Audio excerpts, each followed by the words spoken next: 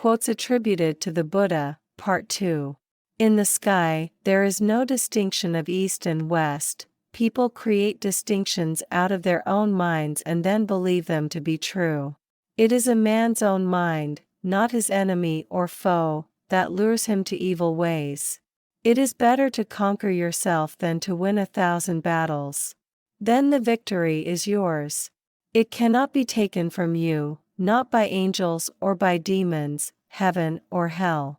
It is not wise to be too sure of one's own wisdom. It is healthy to be reminded that the strongest might weaken and the wisest might err. It is the quality of the mind that makes peace, not the absence of conflict. It is the same with the mind as with the body. If you neglect to nourish it, it will fail.